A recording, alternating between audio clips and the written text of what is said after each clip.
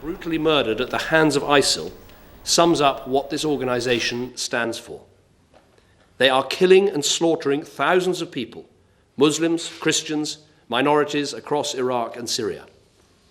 They boast of their brutality.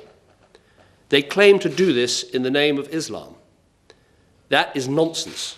Islam is a religion of peace. They are not Muslims, they are monsters.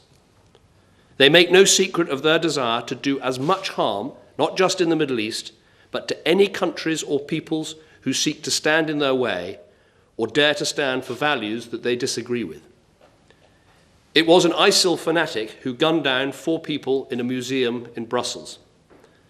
So let me be clear. The British people need to know that this is a fanatical organization called ISIL that has not only murdered a British hostage, they have planned and continue to plan attacks across Europe and in our country. We are a peaceful people. We do not seek out confrontation, but we need to understand. We cannot ignore this threat to our security and that of our allies. There is no option of keeping our heads down that would make us safe. The problem would merely get worse, as it has done over recent months, not just for us, but for Europe and for the world. We cannot just walk on by if we are to keep this country safe. We have to confront this menace. Step by step, we must drive back, dismantle, and ultimately destroy ISIL and what it stands for. We will do so in a calm, deliberate way, but with an iron determination. We will not do so on our own, but by working closely with our allies, not just the United States and in Europe, but also in the region. Because this organization poses a massive threat to the entire Middle East. So we will defeat ISIL through a comprehensive and sustained counter-terrorism strategy. First, we will work with the Iraqi government to ensure it represents all of its people and is able to tackle this threat effectively. We will support the Kurdish regional government, who are holding the front line against ISIL. We will help them protect their own people and the minorities, including Christians, that they've helped already, through our supplies of ammunition and through training. Second, we will work at the United Nations to mobilize the broadest possible support to bear down on ISIL.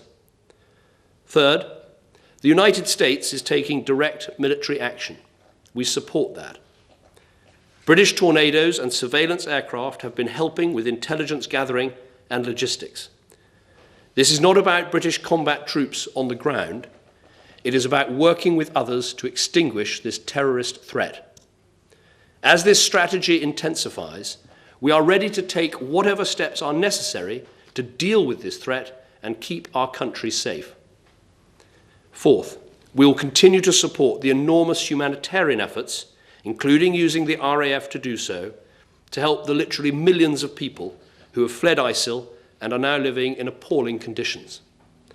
And fifth, and perhaps most important, we will maintain and continually reinforce our formidable counter-terrorist effort here at home to prevent attacks and to hunt down those who are planning them.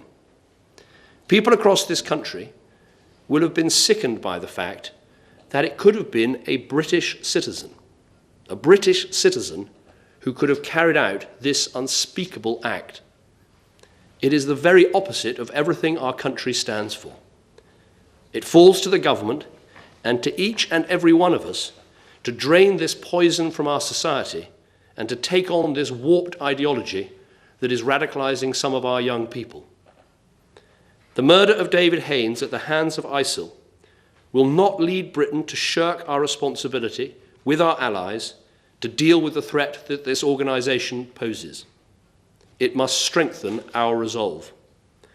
We must recognize that it will take time to eradicate a threat like this. It will require, as I've described, action at home and abroad. This is not something we can do on our own. We have to work with the rest of the world. But ultimately, our security as a nation, the way we go about our everyday lives in this free and tolerant society that is Britain, has always depended on our readiness to act against those who stand for hatred and who stand for destruction. And that is exactly what we will do. Thank you.